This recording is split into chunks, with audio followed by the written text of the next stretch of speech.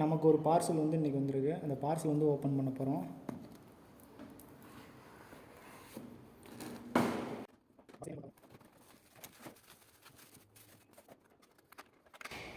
CO2 detector and carbon di oxide detector. அதாவது carbon di oxide இருக்குது பார்த்தீங்களா, இப்போ நம்ம இந்த ரூமில் வந்து எவ்வளோ கார்பன் டை ஆக்சைடு வந்து இருக்கும் அப்படிங்கிறத மெஷர் பண்ணக்கூடிய மிஷினு.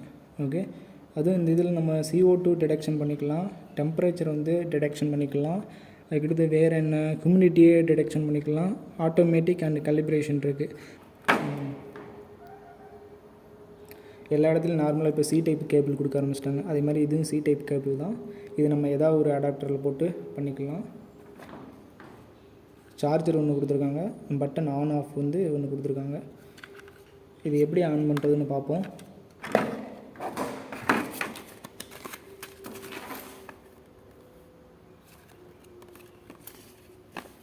இந்த போட்டிருக்காங்க பாருங்கள், press and hold the on off button.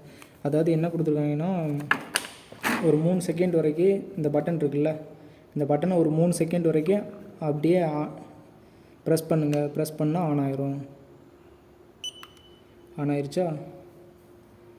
இப்போ நம்ம இந்த ரூமில் வந்து எவ்வளோ CO2 இருக்குதுன்னு மெஷர் பண்ணோம். ஓகே, மெஷர் நடந்துக்கிட்டு இருக்குது. சார்ஜ் வந்து எவ்வளோ பர்சன்டேஜ், 2 பாயிண்ட் இருக்குது. நம்ம இன்னும் சார்ஜ் பண்ணால் சார்ஜ் போட்டுக்கலாம்.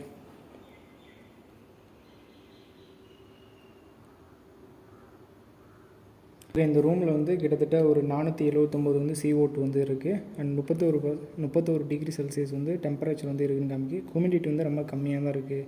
63% தான் ஹியூமிடிட்டி இருக்குது அப்படின்னு காமிக்கி. இப்போ கிட்டத்தட்ட 523 அந்த மாதிரி ரேஞ்சில் வருது.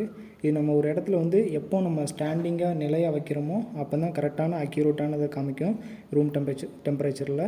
சரி, ஓகே, மறக்காமல் நம்ம சேனலை சப்ஸ்கிரைப் பண்ணுங்கள். அக்ரிகல்ச்சர் ரிலேட்டடான வீடியோக்கள் வந்து நம்ம சேனலில் வந்து பதிவு பண்ணுவோம். அனைத்து விவசாய பெருமக்களுக்கும் நன்றி.